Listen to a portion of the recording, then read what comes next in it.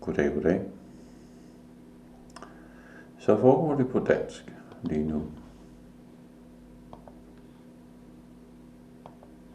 Guds moralske ideal.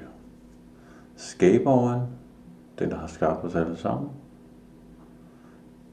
som også bliver kaldt Gud, den almægtige, den ene evige, vores allesammens fader og moder. Denne skabers ideal, moralske ideal, Matthæus 7:12. Matthæus 7:12 i Bibelen, Matthew 7:12. Det siger på dansk, alt hvad I vil, at menneskene skal gøre mod jer, det samme skal I gøre mod dem. Hvilket selvfølgelig indebærer, at alt hvad I ikke vil, at andre skal gøre mod jer, det skal I heller ikke gøre mod dem. Så fortsætter den, for dette er loven og profeterne. For dette er Guds kærlighedslov, det moralske ideal. Det er det essentielle af kærlighedens lov, og skaberens kærlighedslov, som hele loven er bygget op på. Og profeterne, det har de ægte profeter altid sagt. Sådan har de altid sagt. Og Jesus sagde det selvfølgelig også. Det er jo ham, jeg citerer. Dette moralske ideal, Matthæus 7:12, som jeg lige har citeret, hvilket også kan udtrykkes: I skal ikke gøre mod andre, som I ikke vil, at andre skulle gøre mod jer. Men tværtimod skal I gøre mod andre, som I vil, at andre skulle gøre mod jer. Det er nøglen til at finde skaberens sandhed, Guds sandhed. Hvis du forsøger at leve op til og leve efter det, ja, jeg skulle lige have en tår te-vand. Hvis du forsøger at leve efter det og leve op til det, og forsøger at mestre det, og bliver ved med at forsøge at gøre det, så vil du finde Guds sandhed. Det var sådan, jeg fandt den. Jeg fandt ikke hele sandheden på en gang, det gør man ikke. Det er en gradvis læreproces, hvor man lærer lidt ad gangen. Man lærer først det mest basale, og så bygger man på, hvor de mere avancerede moralske lektioner kommer ovenpå osv. Men det er begyndelsen. Men hele tiden i processen forsøger man at lære og mestre dette moralske ideal ved at forsøge at sammenligne enhver tanke, ord og handling, alle dine tanker, ord og handlinger, med dette moralske ideal. Altså, du skal sammenligne intentionen, hensigten, det du mener med det du tænker i dit hjerte, mens du handler. Hvad mener jeg med det, når jeg tænker sådan og sådan? Hvad mener jeg med det, når jeg taler sådan og sådan? Hvad mener jeg med det, når jeg handler sådan og sådan? Så intentionen i enhver tanke, ord og handling, skal du sammenligne med dette moralske ideal. Matthæus 7:12. Og som jeg sagde, hvis der er noget, man skal gøre, så indebærer det selvfølgelig også, at man ikke skal gøre det modsatte. Så det er sådan, du finder det.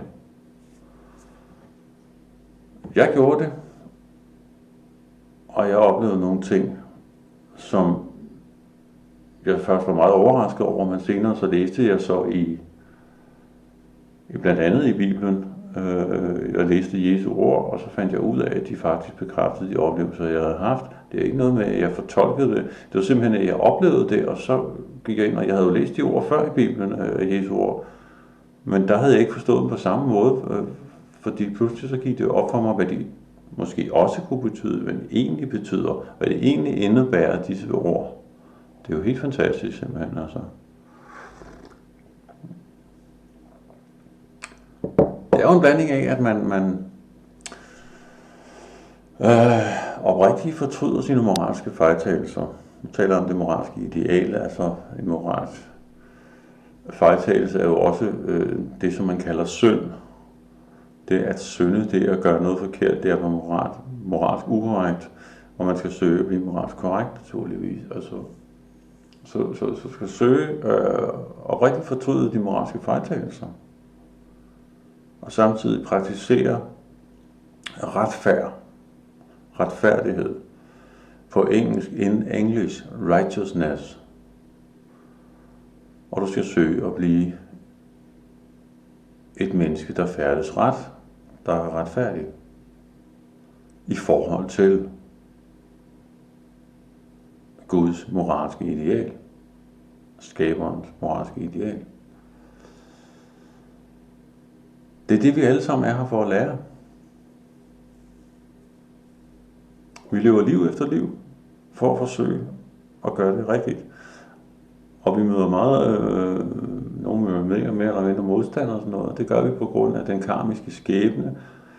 For Guds karmalov siger, at alt hvad du gør mod andre i dette liv, vil blive gjort mod dig i dit næste liv. Hvilket selvfølgelig også indebærer, at alt hvad du gjorde mod andre i dit forrige liv, er hvad der bliver gjort med dig i dette liv. Ikke for at straffe dig, men for at belære dig om korrekt moral, korrekt moralsk opførsel. Selvom det selvfølgelig kan føles som en straf, hvis det er særlig hårde lektioner, man skal igennem, og jeg ved ikke, om man har været specielt slem, men jeg ved ikke, om det er noget det samme, som bliver gjort mod en, som man har gjort mod andre, men jeg tror, det er noget lignende i hvert fald. Fordi at man skal lære det her. Hvis du lærer på din egen krop og sjæl, og føler på din egen krop og sjæl, hvad det vil sige at blive behandlet uretfærdigt, så ved du også, hvad retfærdighed er. Så ved du også det modsatte egentlig er. Fordi det er jo meningen, at du oplever de her uretfærdigheder og den her ondskab. Så er det jo meningen, at du skal lære af det ikke at gøre sådan mod andre. Ikke at blive bitter og hævngærig og gengælde andre med samme slags ondskab og uretfærdighed. Det skal du netop ikke gøre. Du skal netop lære ikke at behandle andre så uretfærdigt, som du selv er blevet behandlet, eller ondt, som du selv er blevet behandlet. Og det er derfor, at vi oplever de her ting. Det er den karmiske skæbne simpelthen. Nogle gange kan man opleve, at man ligesom går i ring, at man oplever de samme ting, og igen, måske med forskellige mennesker i forskellige situationer, men det er egentlig det samme mønster, der går igen, fordi man skal igennem og lære disse moralske lektioner, før man kan gå videre til at lære nogle mere avancerede moralske lektioner. Men man skal ligesom have det basale, det grundlæggende overstået først. Og hvis man bliver ved med at ignorere det, så vil man ligesom møde nogle lignende situationer igen og igen. Så føles det som om, man går i ring til, hvorfor bliver jeg ved med at opleve det? Hvorfor bliver folk ved med at behandle mig sådan, og hvorfor bliver jeg uretfærdigt behandlet osv.? Jo, det er fordi, du ikke har lært lektien. Men når du først har lært lektien, så vil du ikke møde de situationer igen. Fordi så er det jo ikke nødvendigt for skaberen og Gud at belære dig om de her ting igen. Fordi så har du allerede lært det. Det kan så være, at man falder lidt af på den, og så skal man lige have en lektie en gang til, og sådan noget. Det har jeg da oplevet selv. Og så skal man lige mindes om det. Var det ikke det, du skulle have lært, du troede, du havde lært, men nu får du den lige igen, sådan, så vi er helt sikre på, om du har forstået det. Har du nu forstået det? Det er nærmest sådan, man føler.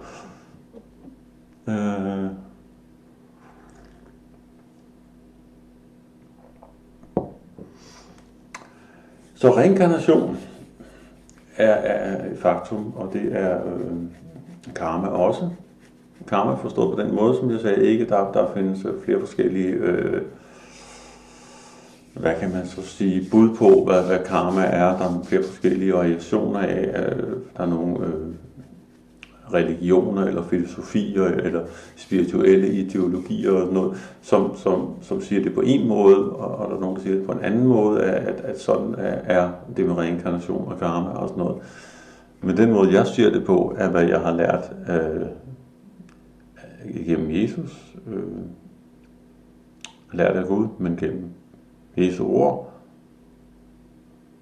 Det har jeg læst mig til og forstået, at sådan er det, at det er simpelthen, at selvom folk ikke bryder sig om at høre det, at alt hvad du gør med andre i dette liv, vil blive gjort med dig i det næste liv, men tænk lige på, at hvis alt, som du gør med andre, også indebærer alt det gode, du gør mod andre, alt det positive, alt det retfærdige, dine retfærdige handlinger, alt det retfærdige, du tænker, taler og handler, også bliver gengældt dig, så kan du begynde at forstå, at det faktisk er din egen bedste interesse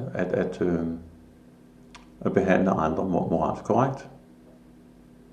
Og behandle andre, som du selv vil behandles. Og undgå at behandle andre, som du ikke selv vil behandles. Det er faktisk i din egen interesse, rent karmisk. På den måde giver det mening. Og som jeg plejer at sige, sandheden, Guds sandhed, skaberens sandhed, er super logisk. Der er ikke alt muligt mystisk mere mærkeligt ved det. Selvfølgelig er at det, der er mysteriet, er, at man ikke får en videre indsigt, en videre forståelse for, hvordan tingene hænger sammen, før man rent faktisk forsøger oprigtigt at leve op til det her moralske ideal, forsøger oprigtigt at gøre, som Jesus fortalte disciplene, at de skulle gøre. Altså bogstaveligt talt forsøger at gøre det bogstaveligt talt, hvad Jesus fortalte dem, at de skulle gøre. Selvfølgelig kan du ikke gå til de der yderligheder fra starten med det der med, han siger, at han sender dem ud, og så skal I hverken tage det ene eller andet med, og sådan noget, og bla bla. Man skal jo ligesom starte et sted først, og det er med at lære det her moralske ideal, at mestre det, og forsøge at gøre det, og det tager noget tid, det selvfølgelig, det kan tage en livstid, og så lidt til, fordi reinkarnation er jo sandt, ikke? Men det man i hvert fald kan gøre, det man i hvert fald kan opnå, det er at forbedre sin karmiske skæbne. Altså i det, at man forsøger at vende om og undgå at gøre andre ondt og undgå at være uretfærdig over for andre. Og forsøge selvfølgelig at gøre godt og være retfærdig. Så meget som muligt og oprigtigt fortryde sine moralske fejltagelser, når det er. Hvis du ikke har mulighed for at bede dem om tilgivelse for dine moralske fejltagelser, som du har begået dem direkte imod, det kunne være det mange år siden, og du måske ikke engang har kontakt med dem. Eller selvom du har kontakt med dem, så er det måske for underligt pludselig at komme og sige, det er det, jeg gjorde dengang, sådan og sådan. Det vil jeg godt bede om tilgivelse for nu, så vil de kigge underligt på dig måske. Det vil være for svært for dig at gøre. Hvis det er tilfældet, så bed Gud, skaberen, om tilgivelse for at overtræde skaberens kærlighedslov, skaberens moralske ideal. For at bryde det, så kan du gøre sådan. Og hvis du er oprigtig,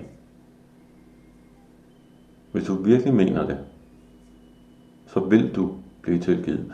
Det er Guds sande nåde. Det er der, hvor Gud bærer over med dig og siger, det er i orden, du har lært lektien, og det er netop fordi du har lært lektien, netop fordi du har lært en del af lektierne, det moralske lektier, som du skal lære. Du har forstået det nu, hvad det er, jeg har forsøgt at lære dig. Den del af det har du forstået.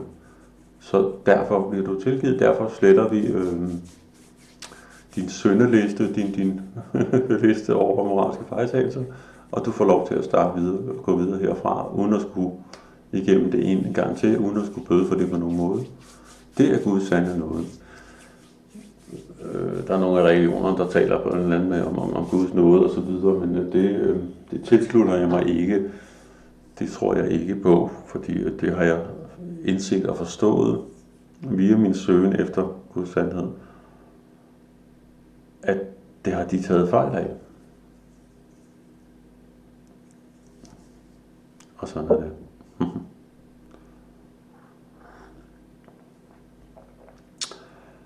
Så selve nøglen til livet, hvad kan man sige, eller til at finde Guds sandhed, at leve selve formålet med livet, selve formålet med de mange liv, vi lever, eller har levet, og måske skal leve endnu, det er simpelthen at forsøge at blive moralsk korrekt sjæl og undgå de moralske fejltagelser. Altså nå til et punkt, hvor du næsten ikke fejler moralsk, næsten ikke synder, om man så kunne sige. De bruger det mere. Det har sådan en negativ klang, det der synder og sådan noget religiøst, som jeg ikke er tilhænger af, tværtimod. Det bryder mig ikke om. Fordi jeg ved, hvordan det leder mange vildt jo. Er en sidste ting. Så hvis du vil finde Guds sandhed, så skal du så at sige ved at forsøge at leve op til det moralske ideal og leve efter det moralske ideal, Guds moralske ideal. På den måde forstået skal du for at finde sandheden, leve sandheden. Og når du så lever sandheden, så vil du igen kunne kigge på Jesu ord og så sige, wow, det var det, jeg oplevede der. Det var jeg slet ikke klar over, at det var det indebar, at det var sådan, det er. At det er det, han egentlig mener, når han siger det. Fordi godt nok forstår man det på sådan lidt overfladisk på en eller anden måde. Altså, jamen, det kan jeg da godt se, at det er nok noget hen i den retning. Men at virkelig forstå og føle det på sin egen krop og sjæl, hvad det egentlig vil sige, de ting, som Jesus beskriver, og få det bekræftet på den måde, at du er på rette vej, at du faktisk virkelig forsøger at gøre Guds vilje. Og samtidig bekræfter det jo også, at Jesus er virkelig, og at Gud virkelig sendte Jesus. Så både skaberen og Jesus er virkelig. Det er jo en fantastisk ting, og ikke kun tro det eller håbe det og forestille sig det, men i virkeligheden vide det med sikkerhed, at de virkelig eksisterer. Og det er det, du kan nå til, hvis du at du forsøger at efterleve og leve op til det moralske ideal, og bliver ved med at forsøge selvfølgelig, fordi det kommer ikke lige med det samme. Det tager noget tid, og du skal virkelig forsøge at forbedre dig oprigtigt fortryde dine fejltagelser osv. Men så vil det også komme. Det er derfor, jeg siger, at det er nøglen, Guds moralske ideal, det er nøglen til at finde Guds sandhed. Og du vil ikke kunne modtage, du vil ikke kunne være i stand til at forstå og modtage Guds sandhed, indtil du er begyndt at forbedre dig moralsk, indtil du har opnået en vis forståelse for guddommelig moral, kan man sige, for korrekt moral. Og det er jo en guddommelig moral, forsøger at leve op til Guds moralske ideal. Indtil du har forstået det i en vis retning, eller en vis grad hedder det, så vil du ikke være i stand til at modtage og forstå det. Og på den måde kan man sige, at det er skjult for dem, som ikke gør det. Fordi de vil simpelthen ikke have den forståelse for det. Så du kan kun finde og forstå Guds sandhed, alt efter hvor meget det lykkes dig at efterleve det moralske ideal, alt efter hvor meget det lykkes dig at være retfærdig og færdes ret, være moralsk korrekt. Så sådan hænger det sammen. Jeg håber, jeg har gjort mig forståelig i forhold til det. Og det var sådan set alt. Vi skal lige have en rigtig knap på der.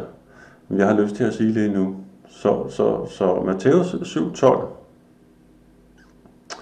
hvilket også burde indeholde, at du ikke skal gøre mod andre, som du ikke vil have, at andre skal gøre mod dig. For det siger jo kun, at alt hvad I vil, at mennesker skal gøre mod det samme skal I gøre mod dem. Det burde også sige, og alt hvad I ikke vil, at andre skal gøre mod jer, det skal I heller ikke gøre mod dem. For dette er loven, Guds kærlighedslov. Det moralske ideal simpelthen. Det er helt grundlæggende moralske ideal, det essentielle. Og profeterne, for det har de ægte profeter altid sagt. Det har altid været gyldigt, og det vil altid være gyldigt. Så det er nøglen til at finde sandheden. Det er sådan, I finder sandheden. Og kan finde og forstå og modtage sandheden. Guds sandhed. Jeg gjorde det, og hvis jeg kan gøre det, så kan I også gøre det. Så nu ved I det. Og må I have nogle smukke dage og en frugtbar fremtid i forhold til at opfylde livets sande formål, som så kan føre til den sande mening med dette formål. Og det er jo et evigt liv i himlens kongerige, simpelthen. Altså det er, at du så ikke igen du ikke skal fødes en gang til ned til den her jord. På et tidspunkt vil du blive slippet fri af det, hvis det er, at du opnår den her høje moralske høj grad af moralsk korrekthed, simpelthen retfærdighed. Altså. Og det, hvis det så stemmer overens med, når Jesus bliver fortalt af skaberen, at nu er det på tide, du kommer ned og dømmer alle på, hvor de er kommet til. Fordi nu har jeg belært dem gennem mange liv, og nu er det på tide at få en vurdering på det, og se, hvem der har klaret den, og hvem der ikke har klaret den. Og dem, der så ikke har klaret den, de vil så gå videre i en ny mængde af mange liv, som de skal leve, før der igen vil være en ny mulighed for og en ny vurdering osv. Men det er så noget, der er mere avanceret at trække ud. Og det er så min egen, man kan sige det sidste her, også min egen teori om, hvordan det videre er der. Men I skal bare vide, at et evigt helvede, det findes ikke. Det findes ikke. Karma, loven om karma, tager sig af det med, at folk er umoralske, og det bliver de så gengældt, hvis de har været slemme over for andre, eller sådan noget der ikke har været moralsk korrekte, så bliver det gengældt, sådan så de bliver belært i det næste liv og så videre. Og det, så jeg tror ikke på, at der er ikke noget evigt helvede, altså, fordi Gud er jo retfærdigheden selv.